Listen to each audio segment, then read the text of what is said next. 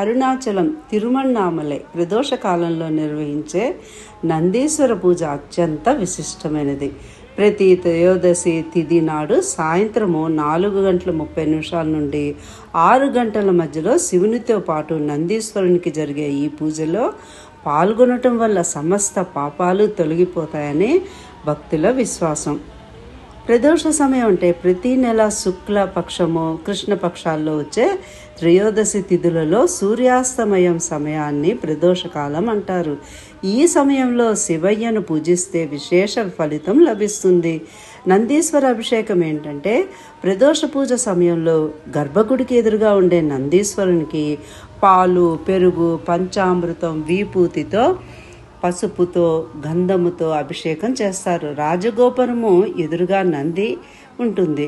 అరుణాచలేశ్వర ఆలయంలో రాజగోపురం పక్కన ఉన్న పెద్ద నందీశ్వరునికి ప్రదోష సమయంలో అత్యంత వైభవంగా అభిషేకాలు జరుగుతూ ఉంటాయి. భక్తులు స్వయంగా పాలు, పూలు తీసుకొచ్చి అర్చకుల ద్వారా పూజలు చేయించుకుంటూ ఉంటారు. శివపార్వతుల ధ్యానంలో ఉన్నప్పుడు లోకరక్షణ కోసం నందీశ్వరుని చెవిలో కోరికలు చెప్పుకోవటం ఇక్కడి ఆనవాయితీ. ప్రదోష సమయంలో నంది చెవిలో మనసులోని కోరికలను చెబితే అవి తప్పక నెరవేరుతాయని నమ్ముతారు. ఇక్కడ అరుణాచలము ప్రత్యేకత ఏంటంటే శివ భగవానుడి అత్యంత పవిత్రమైన నివాసాలలో ఇది ఒకటి ముఖ్యమైనది. ఇక్కడ ఆయన శాశ్వతమైన అగ్నిలింగం రూపంలో అవతరించారు. ఈ అరుణాచలంలో శక్తివంతమైన మంత్రం ఏంటంటే ఓం అరుణాచల శివ లేదా ఓం అరుణాచల శివాయ నమః. ఇది అత్యంత శక్తివంతమైన ఆధ్యాత్మిక మంత్రం. భగవాన్ శ్రీ రమణ మహర్షి ఈ మంత్ర ప్రభావంతో ఓం నమ శివాయ కంటే 3 కోట్ల రెట్లు అధికమని చెప్పారు. ఈ మంత్రము జపం మనసును ప్రశాంతత పరుస్తుంది, కర్మలను తొలగిస్తుంది మరియు ఆత్మజ్ఞానాన్ని కూడా ప్రసాదిస్తుంది. ఈ మంత్రం యొక్క గొప్పతనం మరియు జపించే విధానము చాలా శక్తితో కూడుకున్నది. ఈ అరుణాచల ఆలయము పంచభూత క్షేత్రాల్లో అగ్నిస్థలంగా ప్రసిద్ధి చెందింది. ఈ పురాతన ఆలయ చరిత్ర ఈ విధంగా ఉంది. ఒకసారి బ్రహ్మ విష్ణువుల్లో ఎవరు గొప్ప అని వివాదం ఏర్పడగా శివుడు ఒక అంతులేని జ్యోతి రూపంలో అగ్నిస్తంభం రూపంలో అవతరించారు.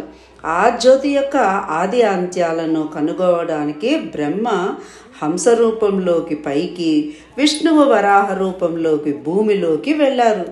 ఇద్దరు విఫలం కాగా అగ్నిస్తంభం నుండి శివుడు లింగ రూపంలో ప్రత్యక్షమయ్యారు. శివుడు ఆ అగ్నిని చల్లబరిచి ఒక పర్వత రూపంగా మార్చాడని, అదే అరుణాచల కొండని కూడా పురాణాలు చెప్తున్నాయి.